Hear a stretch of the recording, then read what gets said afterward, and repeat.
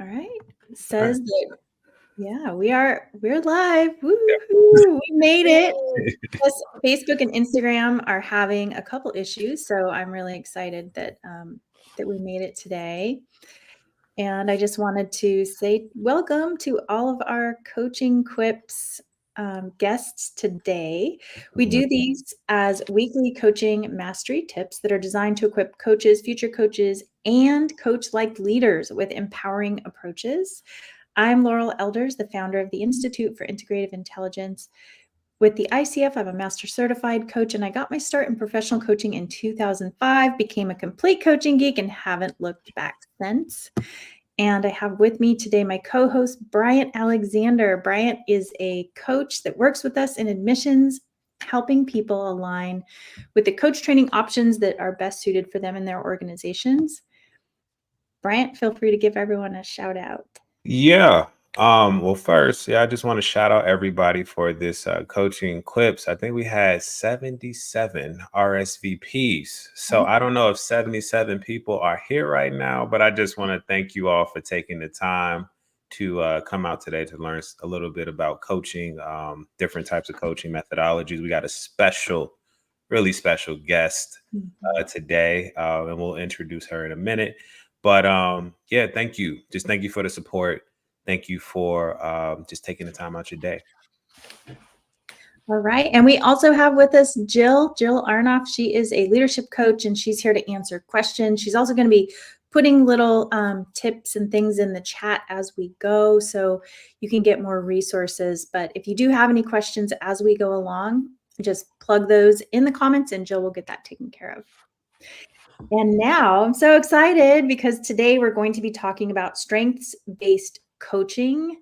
And we've invited one of my favorite people, Rupa Rihan, to join us. Rupa is a resume and LinkedIn specialist, facilitator, writer, and Gallup certified strengths coach who supported hundreds of leaders in clarifying their strengths, story, and expertise in order to land new opportunities and find deeper fulfillment.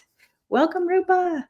Oh my gosh, such an honor and privilege to be here with you both, watching the lives and being here live with you now. So this is an incredible way to start my morning. Oh, awesome. Yeah, I just wanted to kick us off by really appreciating the strengths-based approach because we use it in our executive and leadership coach training program. And I found that the research behind it is so impactful. And just learning how, I think it was in the 1950s, Don Clifton asked the question, what would happen if we studied what was right with people versus what was wrong? And it had processes to help them lean into that. So I'd love to hear what brought you into strengths. I love that question so much. I always start every workshop with that question. What would happen if we started with what was right with people instead of what was wrong? And it just feels like it's like a release, like like a sigh, like what could be possible? So that's like a really grounding mantra for me. I came to this work kind of unexpectedly. I first did the assessment in my 20s, I think, like a lot of people, and I took it. It felt like another personality test at the time. I didn't quite understand it.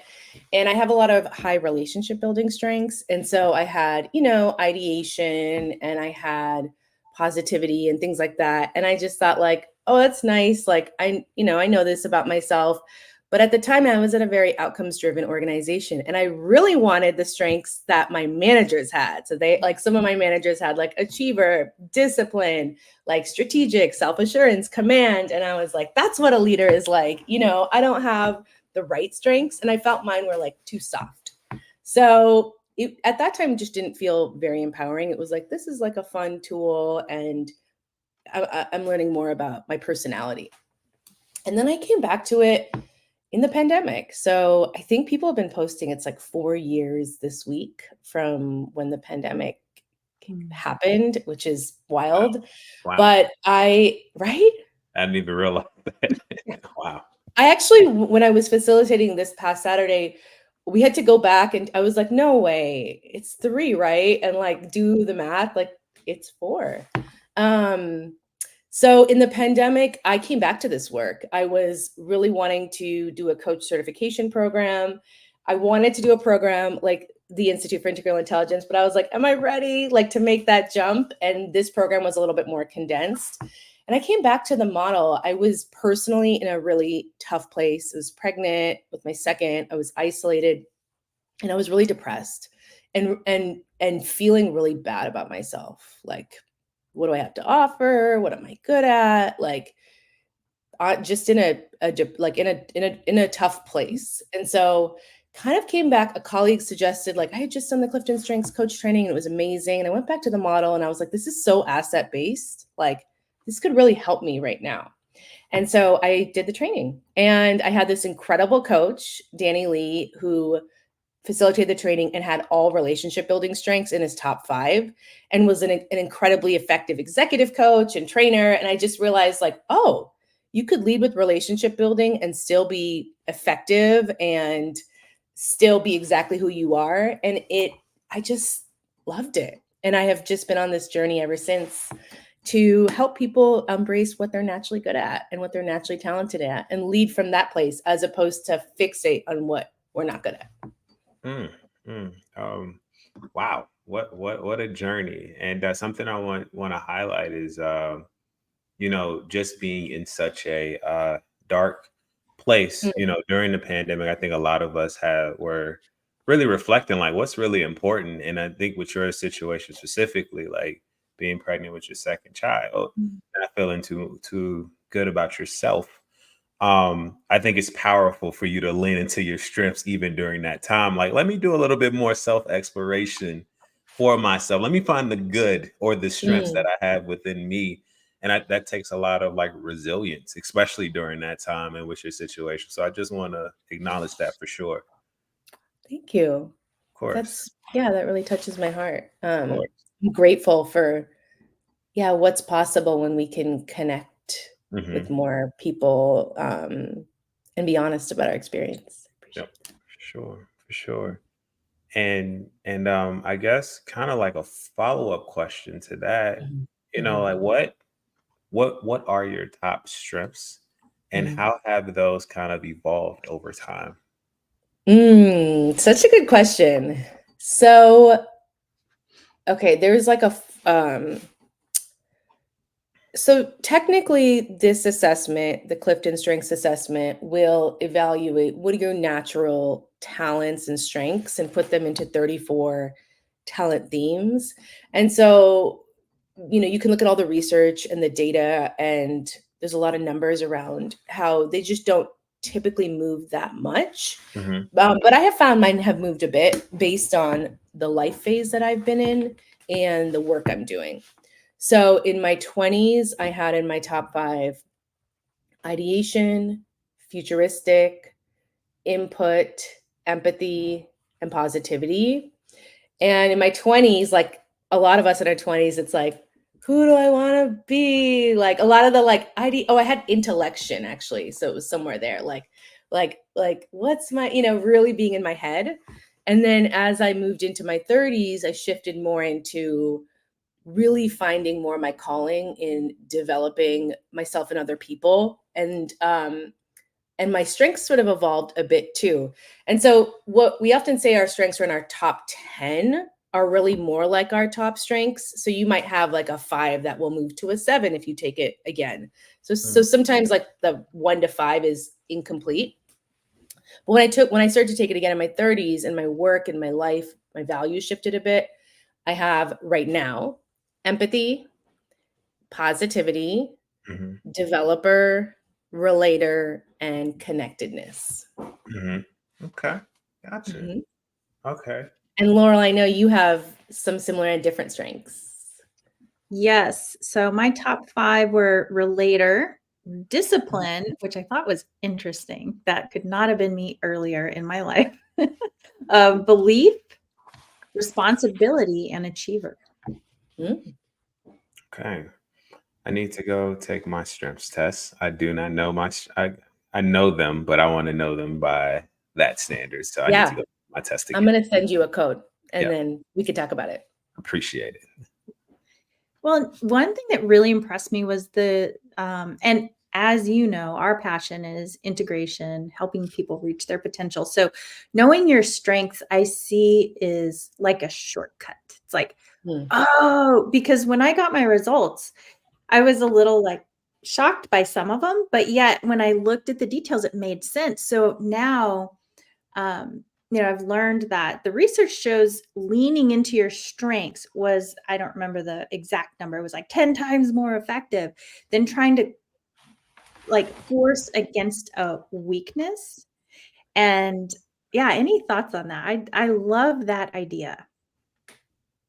I have so many thoughts. I'm bursting.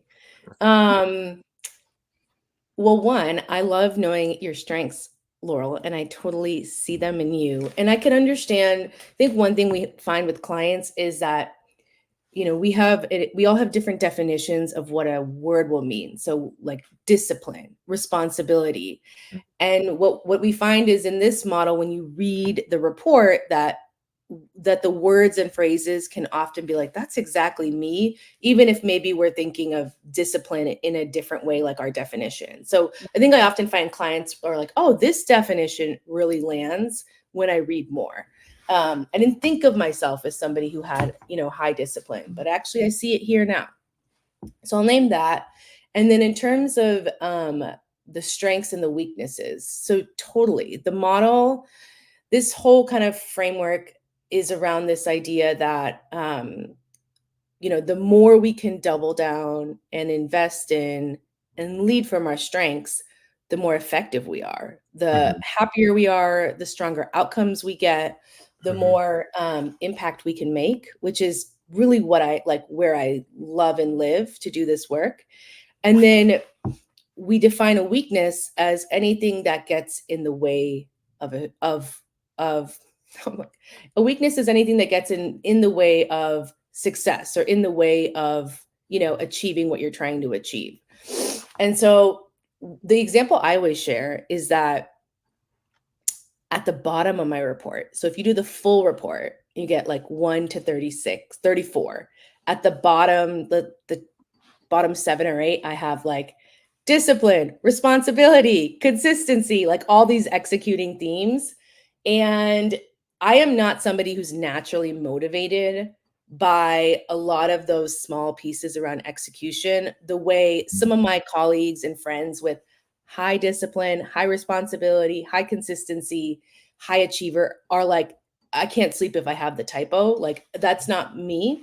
And so trying to be someone I'm not, which I spent many years trying to fake it, really is not an effective way to motivate myself to do that well. So what we teach clients is this process of like name it, claim it, and aim it. And so name it is the act of naming your strengths. What are your top strengths? What's the definition? And then claiming it is the process of saying, how do they show up for you? Because responsibility is and relator will show up different for you than maybe how relator shows up for me, Laurel. We both have that strength. And then aiming it is like, now that we know our strengths, we can define them for ourselves, how they show up. How can we point them in the direction where we're trying to go to help us like achieve what we want? And so I take my relationship building strengths and I aim them to help me manage my weakness in details. So when I facilitate, like I facilitated on Saturday, I'm most motivated to do those things well because of the relationships that I have. Like I want to show respect to people who come to my sessions. I want to respect their time. I want to respect the relationship. I want them to feel valued and seen. And so that helps me get details right and manage it versus just being like, trying to sort of say, this is an important part of being a professional. Like that doesn't motivate me as much. So that is where I think it can be really powerful when it comes to like our areas of growth or our weaknesses. How can you aim what you're naturally good at to help you manage what's harder for you? Very, very interesting. And it's I never thought about it like that because I'm a little bit of the same way. Like I love to facilitate. I'm not really like I'm not the best, even though I've worked as a project program manager. I'm not the best like in the weeds type of person. But Totally. because I know that, this program is important and I'm actually facilitating, it's like, okay, I'll go through that deck 10 times because I want to make sure like everything looks good, everybody feels acknowledged, included in the conversation. I never thought about it like that.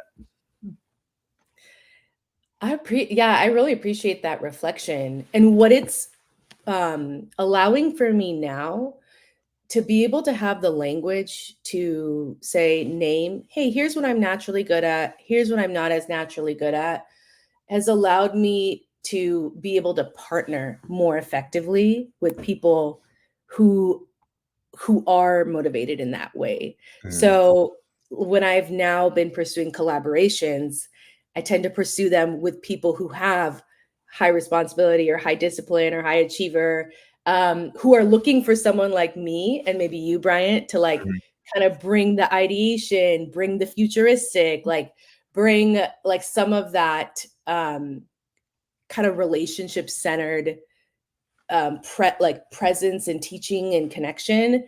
They're mhm, like, I want more of that. But they're so good with like the details, the tech, like, mhm, even though I was facilitating on the weekend, I had some people who have like strong deliberative, strong discipline helping with mhm. like, they're like, tell me how many minutes for this protocol. And like, I'm going to be timing and like, I'm going to be on top of it.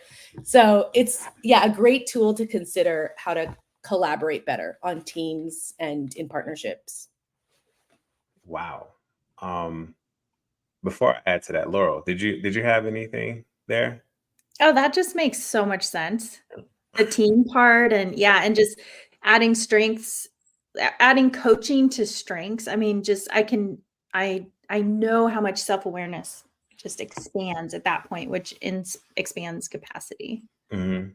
Yeah, I was really thinking about it from it's one of those like obvious things that you really just don't think about. Like, of course, like if I don't know something, I want to get somebody that's better at the thing that I'm not as good at, right? Especially just as a entrepreneur, as an executive, like it's just like you just said, Laurel, around self awareness, like actually paying attention to the people around you and what they're good at, and saying, like, okay, I see this person is a lot more organized than me when it comes to their calendar. Everything is color coordinated.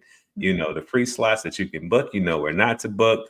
I'm not the best at that, so maybe this is going to be my project manager, so I can actually deliver whatever I need to deliver for. So obvious, but it just takes a person to notice what's going on around them, actually have intentional interactions with the people that they're working with to see, oh, okay, here's how I can leverage my strengths and this person's strengths in order to make something of value or that's impactful. Well, and isn't there something around, like, the energy drain or the energy giving, right? If we're in our strengths, it energizes us. Mhm, If we're fighting against our, our weaknesses or things that aren't our jam, it drains us, and we try to be really conscious of that with our team. It's like, what gives you life? What drains you? Let's connect your employees or your people, your team with what they're brilliant at. mhm, They're genius. Yeah, I love that. I think that is a big part of what we do explore with clients is some of these questions around like, what are you naturally good at? What do you feel like? When do you feel like you're in flow? When do you feel ease? Mhm. Right? And when does it feel easy?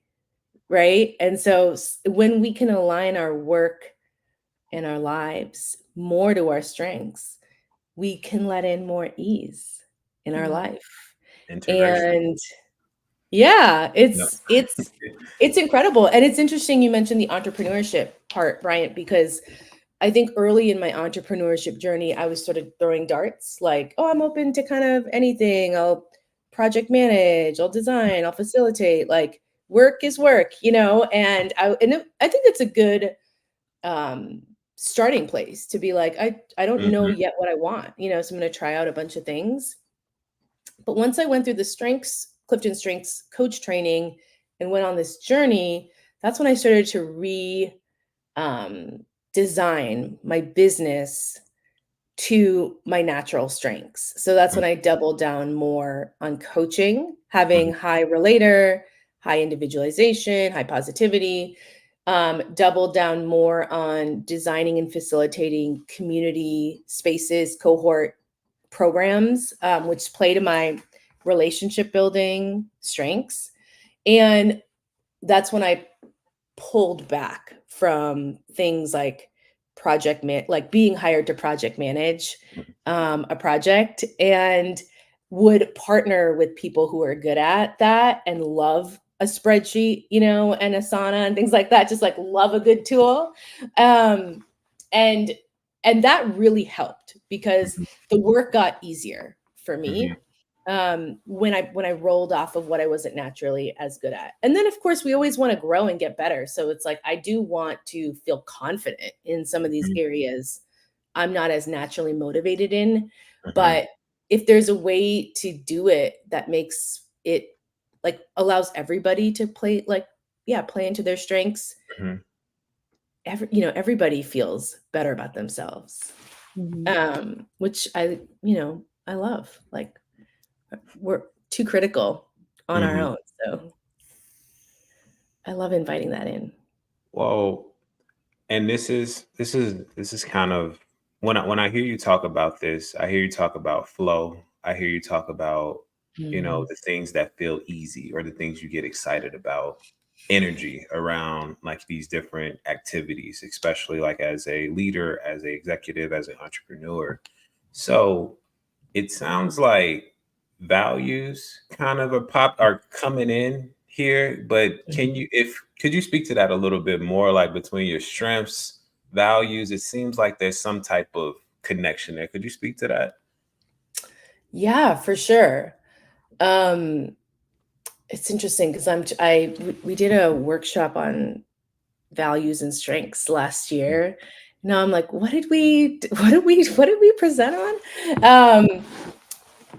So yeah, I think when I think of the relationship, I think I'll find it and share it with you both later. We use a lot of metaphor, which I really embraced after doing the coach certification program with the Institute and getting to engage in so many amazing sessions on metaphor.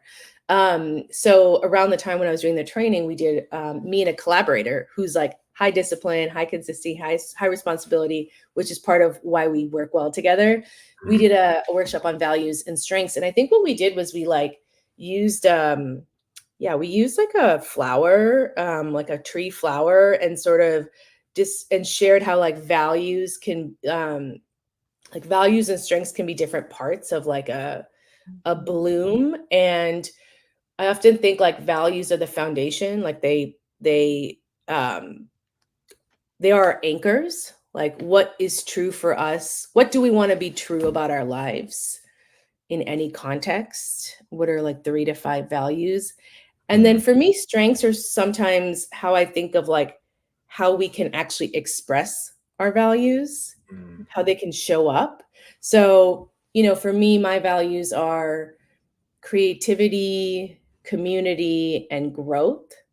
And so how I express those values in my life, my strengths enable me to do that. So coaching is like, one way that I can express my commitment to growth and community, like, yeah, I'm thinking like there's just so much to go there, but I kind of like to think of it as like values as anchors and strengths as like, I think that's where we showed the roots, like the growth, like strengths is like how you can actually express those anchors through the work you choose to do. Gotcha. And how you show up in the world. That makes sense. I love that. I have to find the image and send it to you both. Yeah, that would be great. I love it. I was just curious, what advice would you have for leaders that are looking to leverage their team's strengths? Like what Where should they start? What should they be considering? There's so many resources, and there's a lot of free resources too if people are, strapped for budget right now. So there's an incredible podcast. There are multiple podcasts where you can go deeper on your strengths. You can also, there's lots of kind of conversation and tips on how to do this with teams. So lots of free resources online on Gallup's website. So I'll just share that. What typically for a leader who wants to do this work with their team, step one is being open to doing the work themselves, like first. So taking the assessment, doing a coaching session with a certified coach or whatever journey they want to take, and being able to really be in relationship with their own strengths, greater self-awareness, greater self-regulation, right? How do I not over-index? Let's say if I have competition in my top strengths, when can that get in the way of my team feeling ease, right? So working with a coach or on their own journey to really clarify their own strengths and sort of get bought in. And then the next step would be to do that process with their team. So before, every time, leaders are strapped for time, they really want to jump to implementation. But with the team, the first step is allowing the team to just better understand, what are my strengths? What am I naturally good at? When do I tap into ideation? When do I tap into significance? Why is this important to me? When am I at my best? When am I at my worst? When are we as a team at our best? When are we not at our worst? What can we learn from that? And then the next phase is it's called the team grid. So you can take everybody's strengths, their top 5, and put out a grid and be able to say, okay, as a team, where are we strong? Are we strong execution? Are we a strong influencing team? Are we a strong relationship building team? So there's 4 domains. So that's when you as a team can spend more time to kind of really understand what is naturally coming to us with more ease, and then where do we have some gaps, and how do we want to address that? How might we tap into our strengths collectively? So let's say a team is high relationship building, but they need to fundraise a lot of money. They're saying, okay, I need to influence people to donate to our organization. But we don't have a lot of influencing strengths. So let's just name it, right? And then explore as a team, how might we tap into relationship building or high execution, strategic thinking strengths, the 4 domains? How could we tap into those to get to achieve our goal? Because you don't need any different strengths than what you have. You just need to be able to learn how to really leverage what your natural strengths are to kind of aim them towards your goal. And then there's a million other things. I could go on forever, but that's the kind of core process. What a process. Very thorough, it sounds like. And I think it's just, it sounds like it's just the little things that you have to consider. And what I mean by that is first, knowledge of self. So just knowing you, that's where it all starts. And I think that's true for any type of coaching or any type of transformation that you're trying to make, whether it be personally or professionally. And then it's like, okay, I need to bring people along for the journey. All right, let's see where you kind of stand as far as strengths or your personal ambitions. It's like just being curious about another person. I've been curious about myself. Now I'm curious about someone else, right? And then it's like, how do we bring? Then the third step, it sounds like, how do we bring this thing together? What's our zone? What's our strengths? How do we work as a collective? But then also, let's talk about where we aren't as strong at, and how do we actually play into that, or how do we figure out ways to strengthen those areas where we might not be as competent. So it just sounds like the details, as far as understanding people, is the most important thing when it comes to just not only strengths, but just actually having an effective and impactful team, a like-minded team, and individuals who actually want to show up to work and actually want to work for you. So it sounds like there's just a lot of value there. Mm. Yeah. I had to write it down while you were talking. So I was like, gem, gem, gem, gem, gem. Well, it sounds to Hi, me too. Bryant. It's like the power of understanding our inner diversity and how to bring that inner, the diversity within us together to create this new amazing outcome. Bring in other people as needed. And I also, Rup, I love what you said about when does the strength get in the way? So I wanted to talk about that a little bit more, because we think, oh, it's a strength, it's only always great. And I've personally learned in my life that's not always true. Sometimes our strengths can get in the way. Yeah. I love that you mentioned that, Laurel. And I think I had mentioned to you in another conversation how much I appreciated the email that you send out to, people on the listserv for the Institute, and how you were talking a little bit about positivity and positive psychology, just that body of work and different sides of it. And so I love that you're always thinking about that. Yeah. So to kind of piggyback off of the self-awareness of what we were talking about earlier, when we think about the goal of strengths, in addition to what we've all talked about, it's like self-knowledge, self-awareness, and also self-regulation. And when I heard that word self-regulation used in the strengths world, it really sat with me. Like it felt powerful is what I'm trying to say. And so when you say how can strengths get in the way, or when can they hinder us, I think of self-regulation, right? Like, how do we regulate how much we're tapping into a strength, or when we're noticing we're over indexing on it. So to give you an example from one of your strengths, Laurel, people with achiever, some of my clients with achiever will often talk about how, it's a strength. It helps me get things done. I have a list. I can achieve a lot. I can move the needle. And then sometimes, they may express, my achiever is getting in the way of me being able to take a risk, try something new, because I really want to be successful and I want it to be, perfect or right.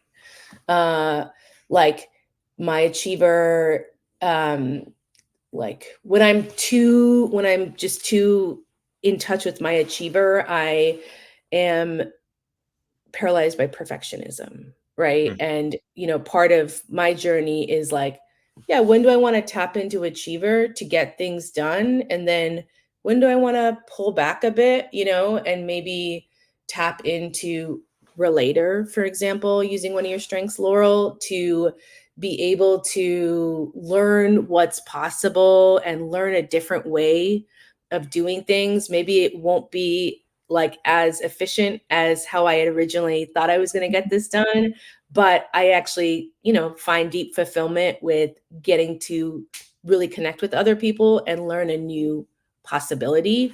And so I want to be able to do that more in my life. I want space for that. And so creating space for, more of my relator strength might mean letting go of a little bit of my achiever. So it's like using strengths in tandem, it sounds like. Yeah, we have like a theme pair. And if you actually want, Laurel, with your report, you can sign back into get your Gallup account, and there's a new top 5 report that came out last month, and it does show you your strengths in pair, like in a tandem, and give you like for me, it's like empathy and positivity, or can be paired, like all of them can be paired, but it'll give you like a little explanation. So go check that out. But yeah, I think that's like a good way of thinking about it, is like, I kind of like to think of them as like a toolbox. Like, I'm like, okay, I need to do this. I'm meeting with somebody to go over the design and facilitation of a session at 10. It's like, okay, I've got ideation, got positivity, I've got strategic, got futuristic, I've got relator, developer. Like, what do I want to tap into in order to help me get to this outcome? Like, and that gives me, that allows me to self-regulate it a little bit more. But yeah, I can over tap into positivity, and everyone's like, chill. Like, like Mhm. you don't always need to move people to, a positive place. Like, there's value in allowing for the experience. So it's something I have to really work on with positivity and ideation, as you can tell. I have to work on this. Ideation is something I always have to manage because it's like too many ideas. Like I have to self-regulate it. It's like sometimes that's not helpful for this space. Right. Sometimes the space is about like deciding and executing. Yeah, that makes sense. Oh, I like how you said it's like a toolkit. I kind of see it like a C-suite, if anything. Like I'm really into like just seeing yourself as a constantly evolving startup. And you were like, oh, like I have this meeting going. Let me tap into this. Let me tap into this strength. Let me tap into that strength. But it's just kind of like the reverse of the inner critic, if anything. Like it's just like acknowledging that, oh, like I have all these like positive personas that I can tap into. Which one do I need for this meeting? And having that awareness of it really makes it that much easier. So that's powerful. Like it's like a little internal C-suite. Who needs to show up to this meeting? How am I going to show up? What's going to work? What's going to work best for me? I love that. And it's like it's activating new ideas, new relationships, new possibilities. Yeah, totally. And to both of your points, I think when we can just feel more free to be who we naturally truly are, like I'm just pausing because I had a coaching session once with Michael from the Institute, and I remember him bringing up personal sovereignty, what does that definition mean to you? So maybe as I was just sort of trying to share, like this journey of really feeling free to just accept who we are, on the inside, that word came to mind. And so my experience with leaders is like when we can do that, we can just like achieve so much more of what we really want to. Like things fall into place. I mean, I know I sound like a strengths commercial, but it really has changed my life. So I am just like, I like to bring it to more people. Is there a distinction between strengths and gifts? Because in Enneagram, we talk about like these are the gifts of this personality type. So I was just curious what your thoughts were on that. Enneagram just came up yesterday. I did a walking coaching session, which I loved, at the lake here in Oakland. And the client I was with was like, I'm an Enneagram 3. And so we were talking about it. I guess, so in this definition, in the Gallup definition, like we define talent as a naturally reoccurring pattern of thoughts, beliefs, and action. That might be like one word off, but like, a natural reoccurring pattern of thoughts, beliefs, and action. And then we define strength as the talent that you naturally have, these natural patterns, and then amount of time you invest in that talent to develop it into a strength. So you could be a naturally talented, let's say like you're naturally talented creative. You're like great at drawing. This is outside of the model, but your ability to make it into like a strength would be like how, you know, how much time, hours you actually invest in building out that strength. So, you know, similarly, let's say in communication, for example, which is a strength in the Gallup model, like you could be a lot of people are naturally good communicators. You both are incredible, in my opinion. And, but, you know, people will like invest the time, the energy, grad school practice, and maybe aim that into, you know, being someone like Obama who can deliver a near perfect speech. So it's just such a strength, like because of all the time he's invested and also just his natural talent, the combination. So the gifts part is interesting because I guess maybe there's like I don't know the Enneagram enough. Like maybe there's a synonym a bit between like gifts and talent. But I don't know what you think, Laurel. Well, I'm an Enneagram 5, the investigator, so now I'm going to go investigate. There you go. I love that. Now I want to know how, because I mean, to me, the truth of someone, I mean, any assessment really just brings to life more self-awareness and more, you know, so that we can really tap into what is there and be aware of what's not there. And see how that can help inform our life path on this journey in this great big world of ours.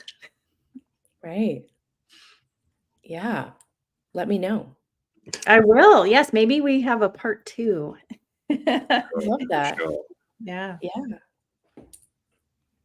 And just curious before we wrap up, how do you use strengths in coaching? Because I know coaching is in and of itself, it defaults to helping people get in touch with the yes, the strength, the gifts, you know, all of the yes of that person. Yep. So I'm curious how does that show up for you in your coaching? 2 examples. So one is sort of a more structured way in coaching where we can do that name it, claim it, aim it process with the client. So we can apply that to a goal. So we can say, okay, let's first name your strengths. What are your top strengths? And then let's claim them. How do they show up for you? And then let's aim it. So what is a specific goal that you want to achieve? And we would, you know, define all the parameters. And then we would, you know, take the actual strengths and there's different worksheets and resources that Gallup has, simple ones to help with this process that I'm happy to share, you know, with the community.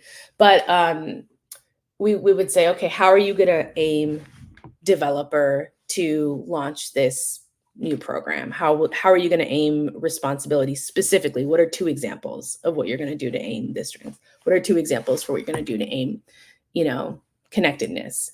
So that's like one kind of technical tool that we'll use with clients and that I've used before, which can be helpful because it's simple, but it's asset based. It's not so overwhelming.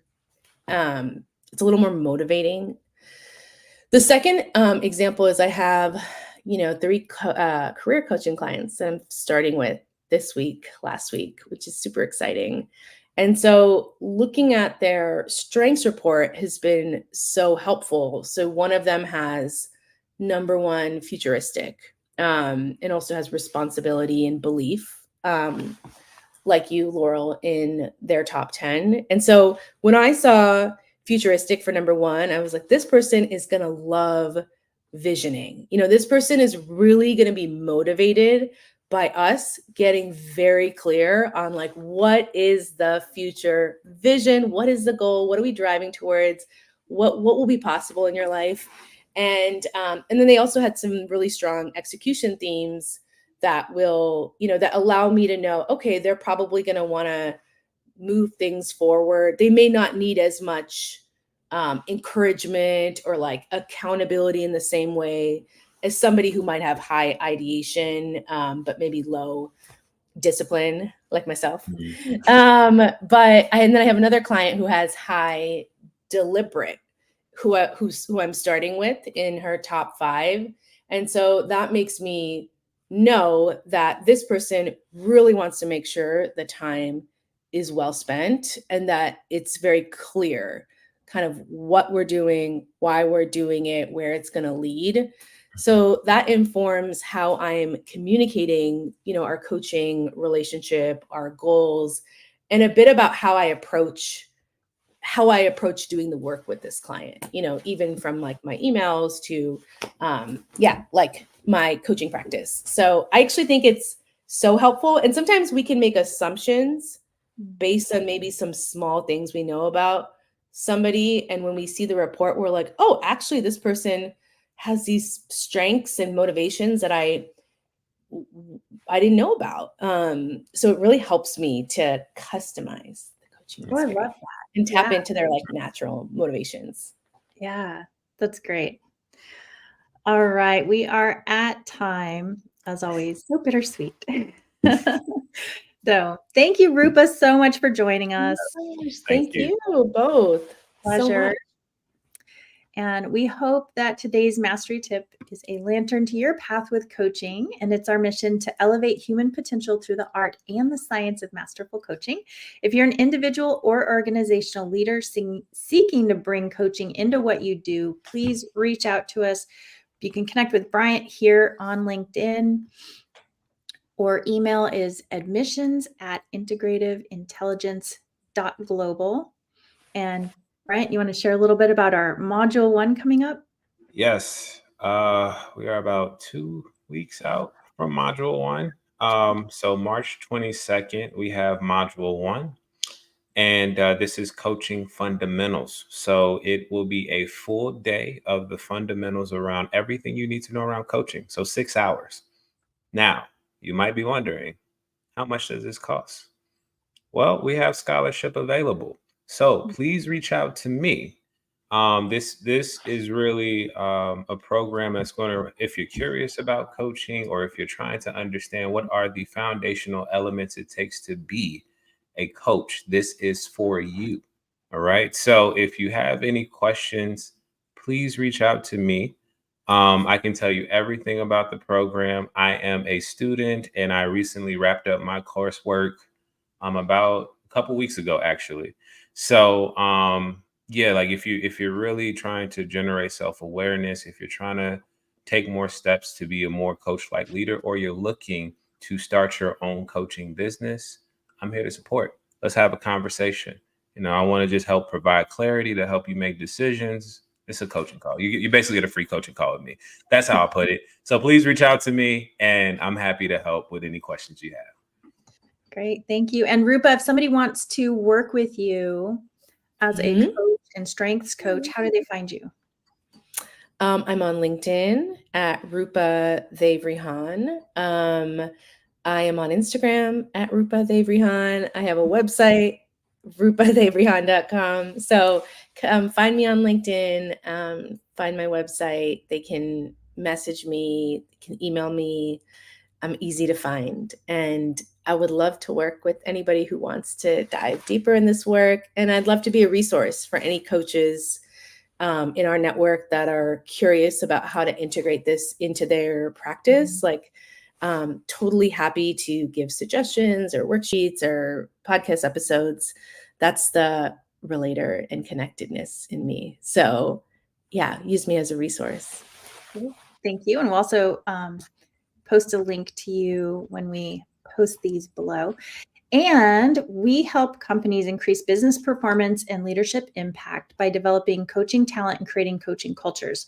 So if you are a leader, a director in learning and development, or HR, we would love to help you elevate what you're already doing through a coaching lens. So reach out and you can learn more at integrativeintelligence.global.